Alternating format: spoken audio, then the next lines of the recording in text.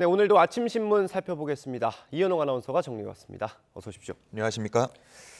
네, 오늘 중요한 뉴스 몇 개 보이더라고요. 먼저 정치권 소식 보겠습니다. 윤석열 후보가 김종인 위원장과 결별한다는 소식 되게 많이 실었던데 선대위 개편 내용이 좀 큰 틀에서는 나온 모양이네요. 예, 그렇습니다. 김종인 총괄 선대위원장이 선대위에서 나가는 거는 어느 정도 기정사실화된 모습이고요. 예. 이 내용을 실은 기사들의 표현을 보면 갈라선다, 결별 이런 식으로 예상을 하고 있었습니다. 예.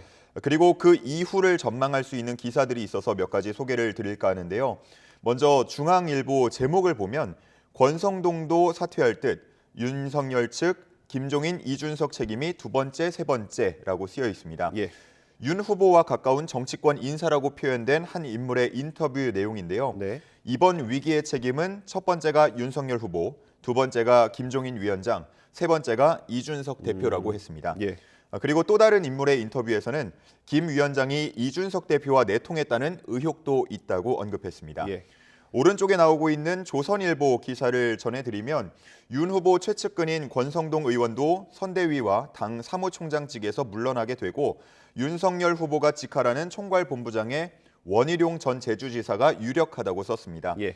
여기에 더해서 권성동 의원의 사퇴로 이준석 대표의 거취도 압박을 받게 됐다고 분석하고 있었습니다. 네, 오늘 아마 오전 중에 발표가 있을 것 같으니까 그 예. 내용까지 살펴보면 될 것 같고요. 이준석 대표 거취 역시 오늘 언급이 있을 수도 있고요. 지켜보겠습니다. 오늘 이 소식도 좀 관심이 많습니다. 법원이 청소년 방역 패스에 제동을 걸었죠. 그렇습니다. 법원이 보건당국의 손을 들어주지 않은 건데요. 이와 관련한 두 가지 신문 준비했습니다. 예. 먼저 한국일보를 보면 네. 앞으로 식당이나 대형마트 같은 다른 시설에 대한 방역 패스도 도마에 오를 가능성이 높아졌다고 봤는데요. 이와 함께 보건복지부의 반박 의견을 소개했습니다. 네. 12세 이상 미접종자 감염률과 돌파 감염 비율이 각각 0.15%와 0.07%인데 법원이 이를 0.0015%와 0.0007%로 잘못 계산해서 판단에 오류가 생겼다. 이렇게 그러니까 반박하고 미접종자의 있습니다. 감염률과 돌파 감염 비율을 낮게 봤다는 거죠, 더. 그렇죠. 예. 예. 반면에 한겨레 신문 같은 경우는 이번 결정이 청소년 백신 접종률에 영향을 미칠 거라고 했고요. 여러 분야에서 이 결정을 바라보는 입장도 함께 전하고 있었습니다. 네. 하나씩 살펴보면 방역 전문가들은 정부가 방역 패스를 적용하는 과정에서 사회적 합의를 이끌어내려는 노력이 부족했다. 이렇게 지적하고 있었고요. 자영업자 모임에서는 마스크를 벗지 않을 수 있는 시설에서는 방역 패스를 적용하는 것이 옳지 않다. 예. 이런 의견이 나오고 있다고 합니다. 예. 그리고 법원 결정에 대한 우려의 목소리를 전한 이재갑 교수는 이번 결정으로 인해서 모든 방역 정책이 법원의 판단을 거쳐야 하는 상황이 발생할 수 있다. 이렇게 우려하는 글을 SNS에 올렸습니다. 네. 복지부가 지금 항고 여부를 검토한다고 했고 또 금요일에 관련 재판이 다른 게 있으니까 예. 그것까지 좀 살펴보면 좋을 것 같습니다. 다음 월북 사건 소식인데 이 사건 초기에 군 당국이 좀 잘못 판단한 게 있었다고요? 예, 그렇습니다. 동아일보가 이걸 시간대별로 잘 정리해서 소개를 하고 있었는데요. 네. 지금 경계 실패와 오판 상황을 정리한 기사 보여드리겠습니다. 예. 아마 글씨가 좀 크진 않아서 잘 안 보이실 수도 있는데요. 제가 정리를 해드리면 먼저 지난 1일 오후 6시 40분경입니다.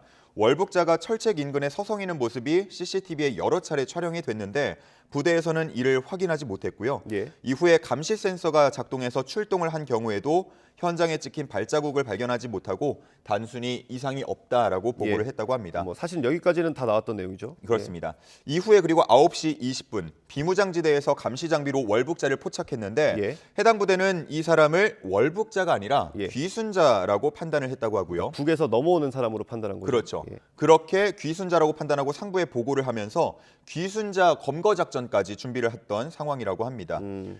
그리고 이 월북자에 대해서 지금 북한의 반응이 따로 전해지지 않고 있지 않습니까? 예. 이에 대해서 위장 귀순 아니냐, 난파 공작원 아니냐 이런 의혹이 나오고 있는 상황에 대해서 정부는 대공 혐의점은 없다는 입장을 고수하고 있는 상황입니다. 네, 이것도 역시 오늘 아마 국방부에서 조사 결과가 발표될 것 같습니다. 그거 지켜보면 될 것 같고요. 다음도 북한 관련 소식인데 이호남이라는 사람이 이게 누굽니까? 이호남이라는 인물이요. 영화 공작에 나왔던 북한 인물의 실제 모델이기도 한데요. 예. 북한 정찰총국 소속으로 알려져 있는 인물이고요. 예. 2005년에는 삼성전자 남북 합작 광고에도 관여한 인물로 알려져 있습니다. 네. 조선일보는 이 이호남이 최근에 일본 기업을 통해서 외화 벌이 활동을 하다가 적발됐다는 그 소식을 일본 언론을 인용해서 보도하고 있었습니다.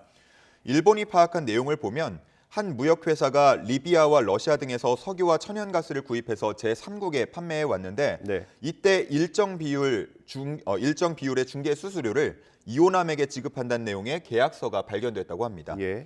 일본에서는 북한이 경제 제재를 피하기 위해서 국제적으로 신용이 있는 일본의 기업을 이용했다고 분석하고 있는 상황이라고 하고요. 예. 이런 형태의 북한의 외화 벌이는 1945년 해방 이후에 처음이라고 말했습니다. 네. 그렇고 오늘 또 다음에 볼 기사는 어떤 겁니까?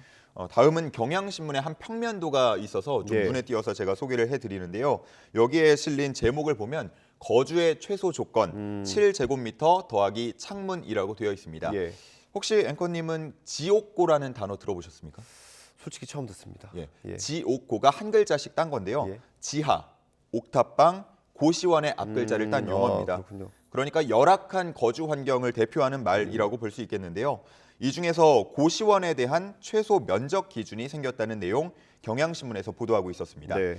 서울시는 올 7월부터 서울에 새로 짓거나 증축하는 고시원에 대해서 개별 방 면적을 전용 7제곱미터, 화장실을 포함하는 경우에는 9제곱미터 이상이 되어야 하도록 하는 조례 개정안을 공포했다고 하는데요. 예. 이와 함께 방마다 화재 같은 게 발생했을 때 탈출할 수 있는 창문도 의무적으로 설치하도록 했다고 합니다. 예.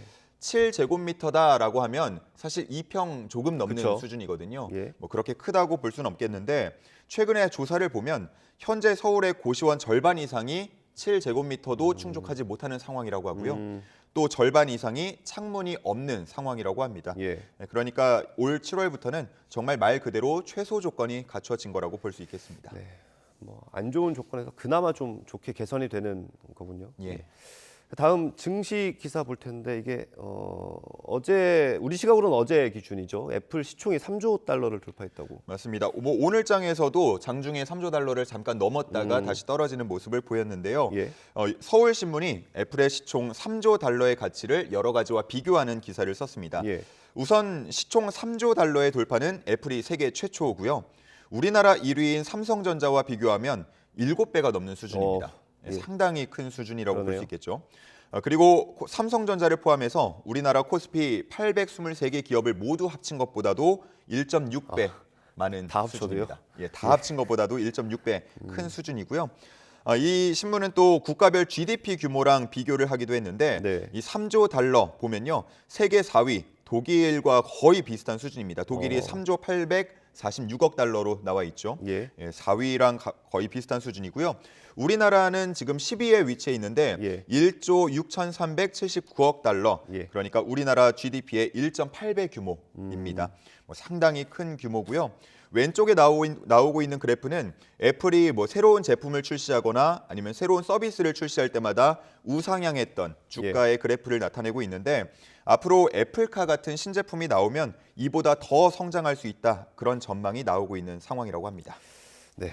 오늘 마지막 소식은 동계올림픽 소식이죠. 오늘로 그렇습니다. 딱 30일 남은 거죠. 네, 딱 D-30이 됐고요. 동아일보에서 관련된 기사를 썼습니다. 이번에 동계올림픽을 베이징에서 치르게 되면 베이징은 동계올림픽과 하계올림픽을 모두 개최한 세계 최초의 도시가 된다고 했고요. 예. 지금 오른쪽 아래 지금 좀 어둡게 표시가 돼 있는데 자금성을 중심으로 한 베이징 중심부 경기장을 소개하면서 뭐 조금 떨어져 있지만 옌칭구와 장차커우 씨의 모습도 담겨 있었습니다. 네. 그리고 지금 화면 오른쪽에 보면 우리나라 대표 선수들의 모습이 소개가 돼 있는데요. 스켈레톤의 윤성빈 선수, 스피드 스케이팅 김민석 선수, 쇼트트랙의 최민정 선수의 모습이 담겨 있었습니다. 이번에는 우리나라의 성적이 뭐 그렇게 좋지는 못할 것으로 예상이 되고 있는데 예. 금메달 한두 개 정도 따는 것을 목표로 하고 있다고 하고요.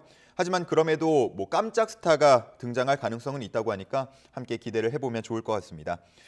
참고로 이번 베이징 올림픽 중국 거주자 중 방역 조건을 충족한 사람은 경기 관람을 허용할 방침이라고 하는데요.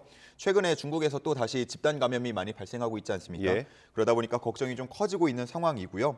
여기에 뭐 미국이나 영국, 일본, 캐나다 등의 외교적 보이콧 선언이 이어지고 있다 보니까 다소 어수선한 상황이라고 전하고 있었습니다. 네. 뭐 어수선한 상황이지만 우리나라 선수들 최선을 좀 다해주길 바랍니다.